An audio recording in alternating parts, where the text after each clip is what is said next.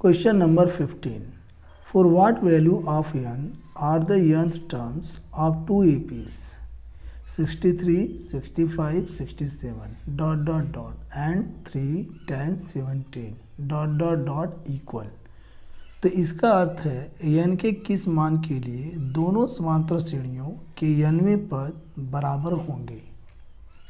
तो यहाँ पर दोनों एपीज को लिख लिया गया है। पहली एपी में first term a is equal to 63, common difference d is equal to 65 minus 63 is equal to 2। अब यहाँ पर इसी प्रकार सेकेंड एपी में first term a is equal to 3, common difference d is equal to 10 minus 3 is equal to 7। अब यहाँ से दोनों एपीज के हम nth टर्म फाइंड कर लेंगे। इसके लिए फार्मूला होता है nth term is equal to a plus n minus 1d। यही फार्मूला दोनों एपीज पे लगेगा। तो यहाँ पे इसका nth टर्म हो जाएगा an is equal to first term 63 plus an की वैल्यू मालूम नहीं है माइनस 1, d हमें पता है 2।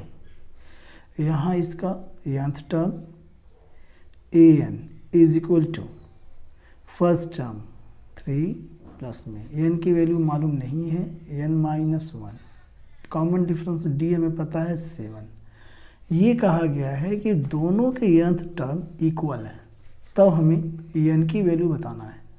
तो दोनों हम इक्वल कर देंगे। यहाँ पे अकॉर्डिंग टू क्वेश्चन लिख सकते हैं।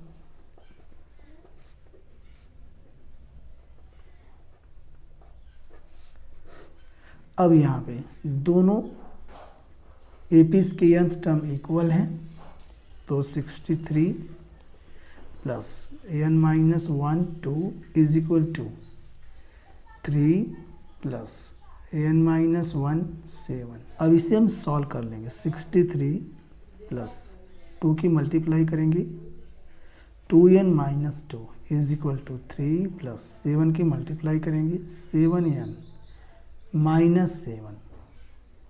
अब इसके आगे 63 में से 2 माइनस होगा 61 प्लस में 2n इज इक्वल टू 3 इसमें से माइनस होगा तो 7n माइनस 4। अब 7n का हम पक्षांतर करेंगे, इधर 61 को उधर ले जाएंगे। 2n minus 7n is equal to minus 4 minus 61। 7n में से 2n माइनस होगा तो माइनस का 5n बचेगा इज इक्वल टू माइनस 65। दोनों को ऐड करेंगे तो n is equal to minus 65 upon minus 5। Minus से माइनस कट जाएगा, 5 से इसे काटेंगे तो यहाँ पे आ जाएगा हमारे पास 5 1 जा 5 और 5 3 जा 15 13।